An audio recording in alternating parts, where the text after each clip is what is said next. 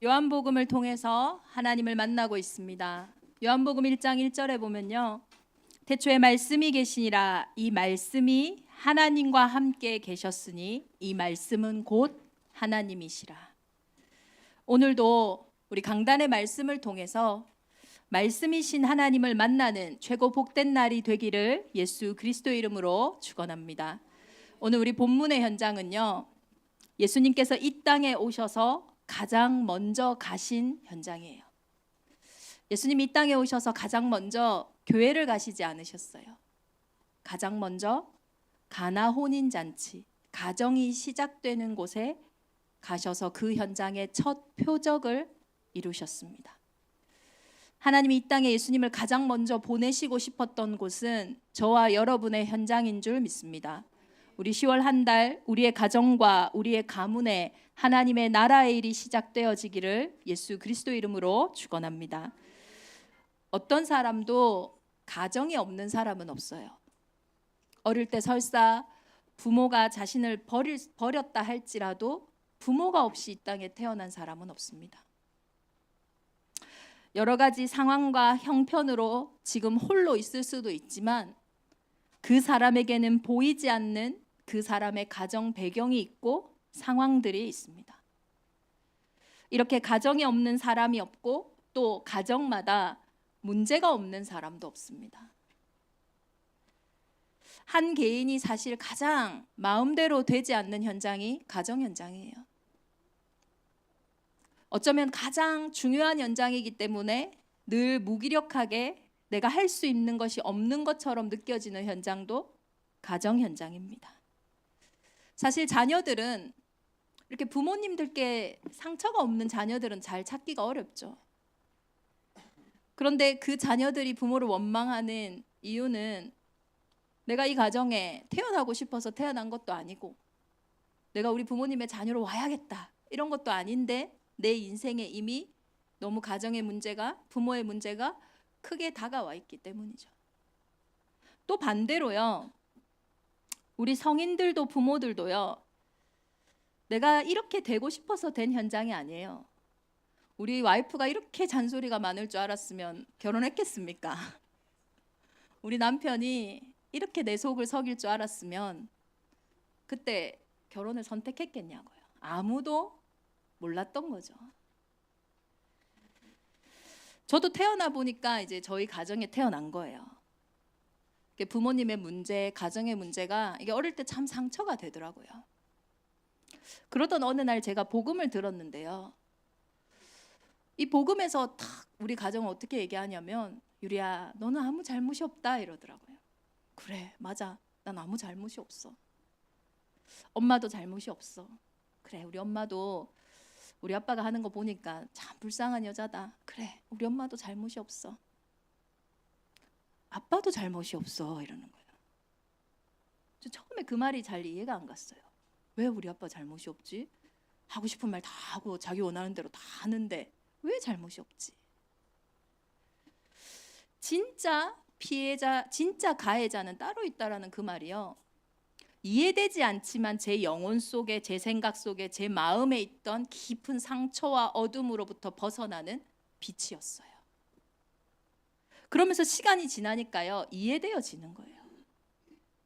어떤 부모가, 어떤 남편이, 어떤 아버지가 와, 내가 진짜 결혼을 해서 이 여자를 세상에서 제일 불행한 여자로 만들어야지 그런 마음으로 결혼하는 남편은 없어요. 어떤 아버지가 내가 자녀를 낳아서 이 자녀의 대못을 받고 얘가 평생 가정의 상처 속에 살게 해야지 그렇게 생각하고 자녀를 낳은 부모도 없습니다. 아, 우리 아버지도 이렇게 살고 싶진 않았겠구나. 제 마음에 처음으로요, 그게 딱 이해가 되는 거예요. 우리 가정 문제 그 가운데 하나님이 빛을 비추기 원하십니다.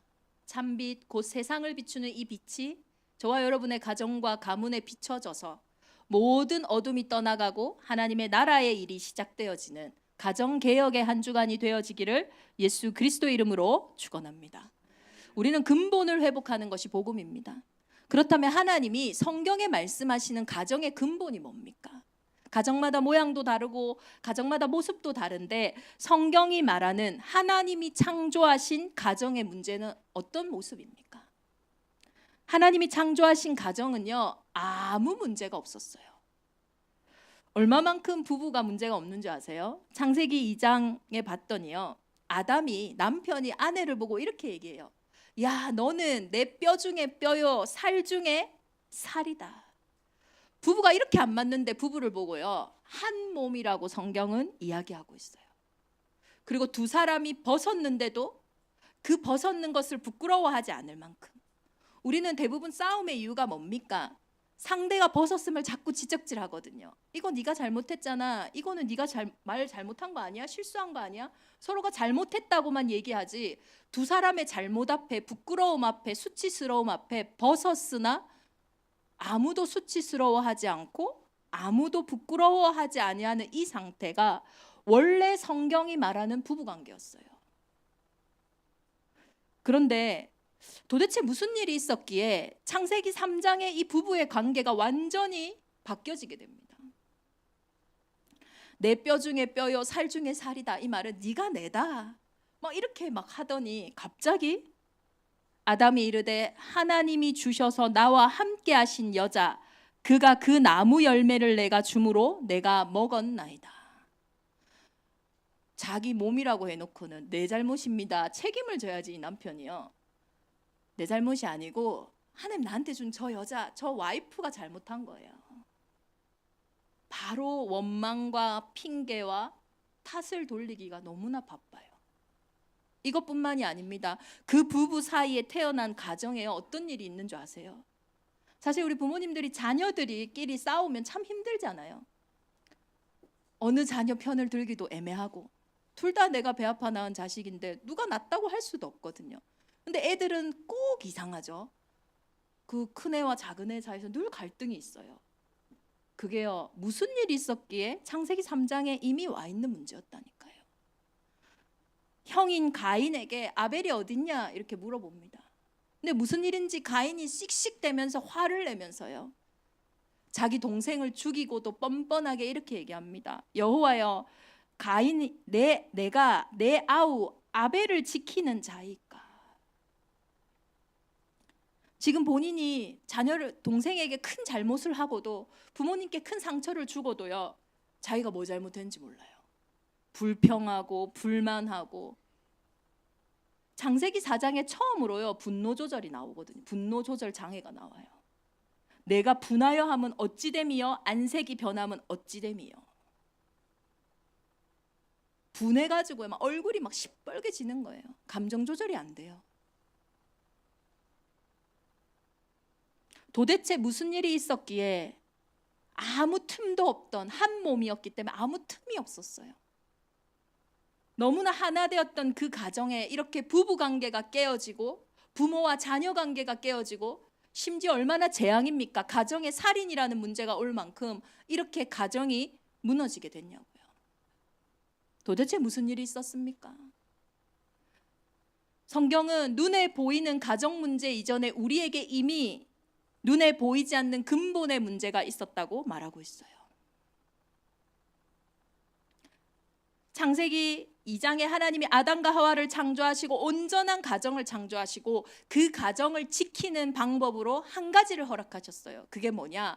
언약입니다.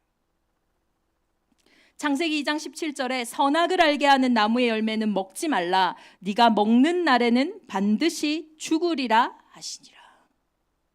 선악과를 그냥 먹는다 안 먹는다 이런 행위의 문제가 아니라요, 이 선악을 알게 하는 나무 열매를 먹지 않는 이 언약은 우리 인생의 주인이 누구인지, 내가 어떤 존재인지, 우리 가정과 가문의 주인이 누구인지를 확인하는 약속이었다니까요.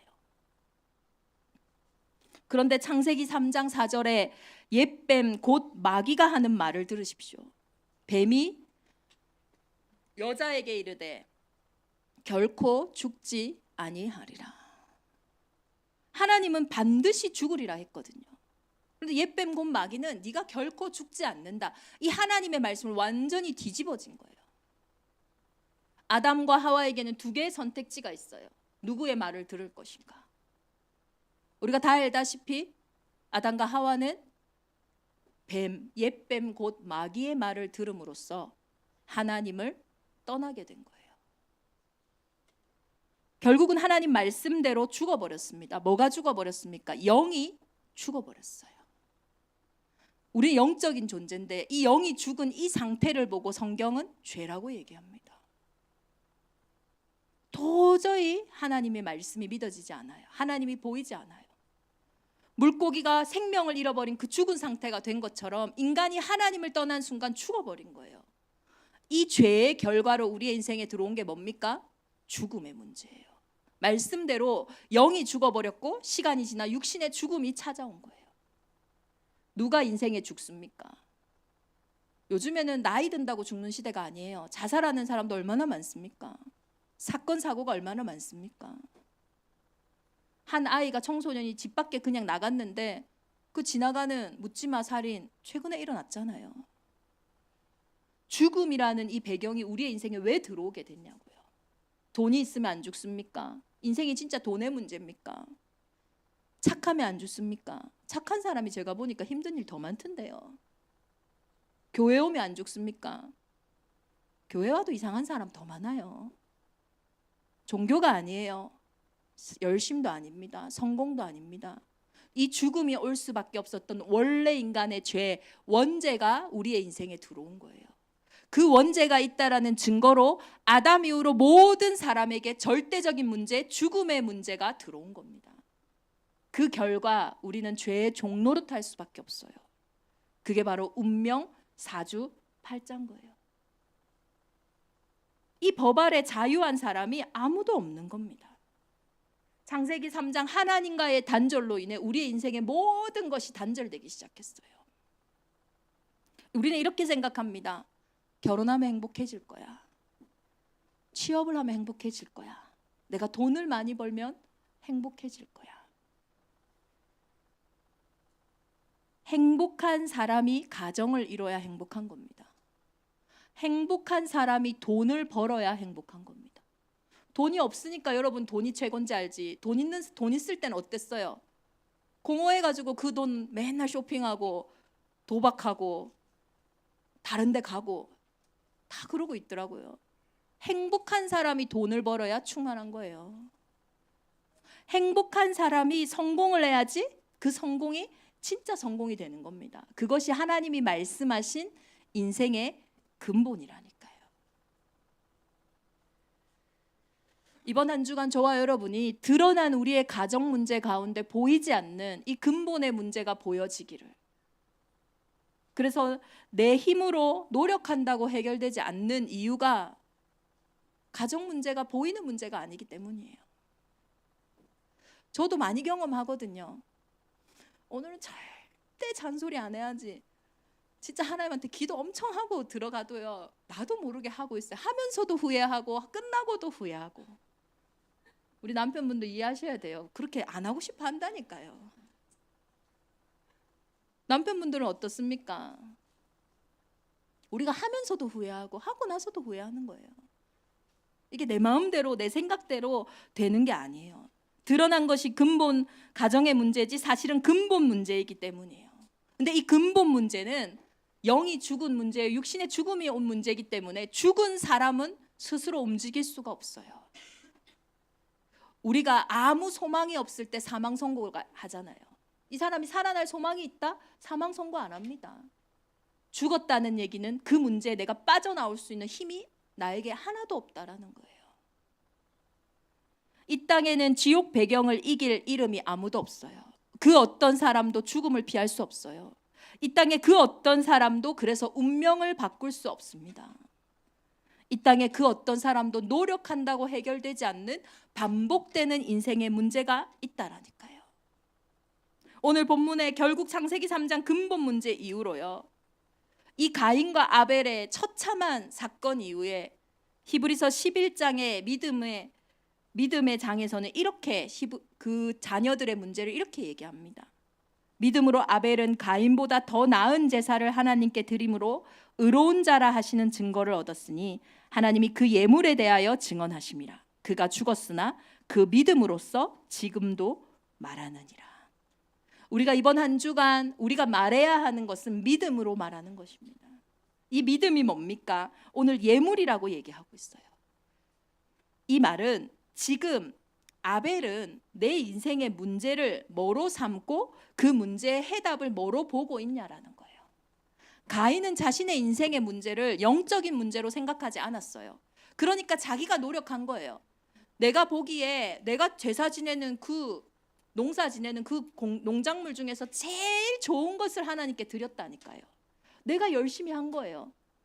내가 지금도 노력하는 겁니다. 왜? 이 문제는 내가 노력하면 되는 문제니까. 이 문제는 내가 해결하면 되는 문제니까. 그런데 가인은요, 피제사를 드렸어요. 왜냐? 이 문제는요, 근본 문제기에 내가 해결할 수 있는 문제가 아니라는 걸 알았던 거예요. 그래서 창세기 3장 15절에 그 원시 복음을 붙잡은 거예요. 율법에서는 모든 물건이 피로써 정결하게 됩니다. 그래서 히브리서 9장 12절에 보면 피 흘림이 없이는 사함이 없다라고 이야기를 해요. 예수님은 이 땅에 염소와 송아지 피로 하지 아니하시고 오직 자기 피로 영원한 속죄를 이루사 단번에 성소에 들어가셨어요.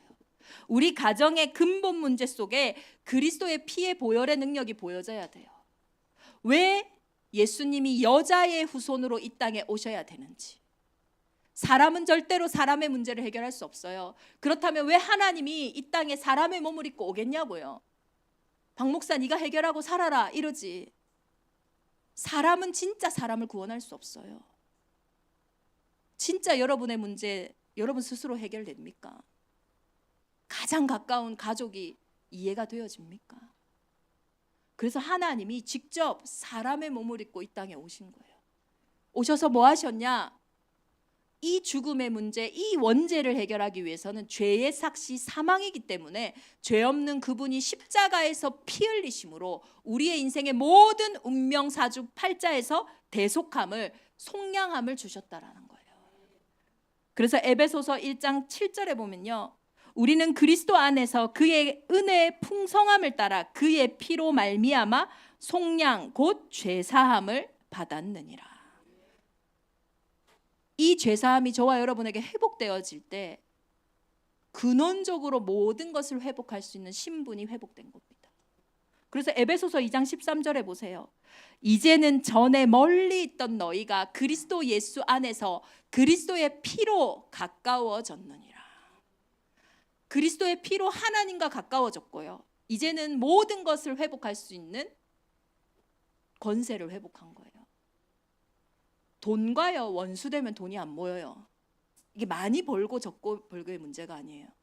돈과 원수된 상태는요, 돈을 많이 벌어도 이상하게 나갈 일이 많아요. 그럼 마이너스 되는 겁니다. 멀리 있던 너희가. 인간관계가요, 멀리 원수돼 있으면요, 이 사람은요 늘 잘 지내다가 결정적인 순간에 관계가 틀어지고 그리스도 예수의 피로 모든 멀리 있었던 원수 있었던 것들이 가까워지는, 회복되어지는 한 주간 되기를 기도합니다. 이 그리스도가 왜 회복하실 수 있냐? 마태복음 11장 25절에 보면요, 예수님이 성만찬을 제정하시면서 이렇게 말씀하세요. 고린도전서 11장 25절입니다. 예수님께서요, 식후에 그와 같이 잔을 가지고 이르실 때 이 잔은 내 피로 세운 새 언약이니 이것을 행하여 마실 때마다 나를 기념하라 하시니라. 이 피가요 부활하셨기 때문에 이 그리스도의 보혈의 피를 기념할 때마다 우리에게 죽었던 모든 것들이 다시 살아나는 거예요. 그걸 보고 부활이요 재창조라고 하는 겁니다. 이번 한 주간 우리가 이 믿음으로 우리 가정과 우리 가문에 원수되었던 모든 것들, 나와 상관없이 죽었던 모든 것들이 치유되어지고 회복되어지기를 기도합니다. 그 어떤 가정도 주의 이름을 부른다면 그때부터 주의 이름을 부르는 자마다 구원을 얻으리라 하신 그 약속대로 회복되어질 줄 믿습니다. 그게 우리가 가질 믿음의 유산이에요. 이제는 우리의 가정 문제가 우리가 후대와 현장에 남길 믿음의 유산이라니까요. 로마서 8장 28절에 보면 우리가 알거니와 하나님을 사랑하는 자 곧 그의 뜻대로 부르심을 입은 자들에게는 모든 것이 합력하여 선을 이룬대요. 우리가 구원받은 순간요, 하나님의 시간은 우리의 과거가 하나님께는 오늘이고요, 우리의 오늘도 하나님께 미래고요, 우리의 미래도 오늘일 수 있어요. 무슨 말이냐? 하나님의 시간은 시간순이 아니에요. 시공간을 초월한다니까요. 어제나 오늘이나 영원토록 동일하시다는 말이 그 말씀이에요. 내가 구원받은 순간 내 과거가요, 재창조된다니까요. 우리 가정의 문제, 상처 제가 경험한 게 맞아요. 그런데 지금은요, 그 상처가, 그 문제가 저에게 발판이고 그 문제가 없었더라면 오늘날에 저는 없었을 거라고 저는 확신합니다. 그래서 이 가정 현장은 저의 미션의 현장이고 제가 후대들에게 남길 영원한 믿음의 유산이라고요. 그래서 우리가 우리의 가정 문제 가운데 이 선을 두고 회복해야 될 것은 로마서 16장 19장 20절에 보면요, 우리가 선한데 지혜롭고 악한데 미련할 때 사단이 속히 발 앞에 무릎 꿇는데요. 선한데 지혜롭고 악한데 미련하다. 선악과를 따먹은 이후에 우리는요, 내가 좋은 게 선이에요, 내가 안 좋은 건 악이에요. 그런데 그리스도 예수 안에서 하나님의 자녀에게는 하나님이 선이라는 것이 이제 선이 될 수 있는 신분과 권세가 회복됐다니까요. 그걸 보고 하나님의 계획이라고 합니다. 하나님의 계획을 찾을 때 우리 가정과 우리 가문에 하나님 나라의 일이 시작된다는 거예요. 요한복음 9장에 보면요, 예수님과 제자들이 이렇게 지나가는데 날 때부터 맹인된 자가 있는 거예요. 날 때부터 맹인. 이건 운명이잖아요. 그 사람의 사고사도 아니고 운명입니다. 그 맹인을 보고요, 사람들은 이렇게 생각해요. 야, 저 사람 부모가 무슨 죄를 지었길래 저 사람에게 저런 문제가 있냐, 아니면 저 사람이 무슨 죄를 지었길래 저런 문제가 있냐. 우리 대부분 문제가 오면은 뭐 잘못했다고 생각하잖아요. 그때 예수님이 이렇게 말하세요. 이 사람이나 그 부모의 죄가 아니다. 그에게 하나님이 하시는 일을 나타내고자 하심이라. 이 맹인이 그리스도를 만났기에 이 말씀이 가능한 거예요. 우리 가정의 문제가 그리스도를 만난 그때부터요, 하나님이 하시고자 하는 그 일이 회복되어진다니까요. 제가 결혼한 지 내년이 한 10주년 정도 됐을 거거든요. 근데 많은 분들이 결혼을 하고도 자녀가 없고 이러면요, 복이 많다고 생각합니까? 복이 없다고 생각합니까? 이 복이 없다 생각해요. 박유리 목사가 뭔가 박복한 이유가 있다. 그래서 뭐 저는 아무 문제가 없지만은 이 한나도 아무 문제 없었거든요. 근데 분인나가 격분시켰던 것처럼 주위에서 많은 이야기를 합니다. 박 목사가 뭐 사역 잘하면 뭐해, 자녀가 없는데. 어떤 사람은요, 이렇게 쫙, 야, 애기도 없는 네가 무슨 랩런트 운동하냐, 이런 말도 한다니까요. 제가 어느 날요, 이렇게 기도하는 가운데 하나님, 내가 이 부분에 대한 어떤 답이 있어야겠다. 근데 이번 여름 훈련을 통해서 제가 그 부분에 대한 정확한 언약을 붙잡게 됐어요. 시편 127편에 보면, 그게 저희 교회가 개척될 때도 중요한 언약이긴 한데, 거기 보면 보라, 자식들은 여호와의 기업이요 태의 열매는 그의 상급이로다. 하나님의 말씀에도 분명히 자녀는 하나님의 축복이고 상급이라고 말씀하고 계세요. 그런데요, 그 기업주 되신 하나님이 어떻게 일을 하시냐면요, 이 영적인 이스라엘들을 통해서 전 세계 237 나라를 살리고 미전도 5천 종족을 살리는 일을 하셨다니까요. 똑같은 현장이 아니라요, 똑같은 자녀들이 있지만은 엘리 제사장의 아들들도 있고 이 구별된 아들인 사무엘도 있다니까요.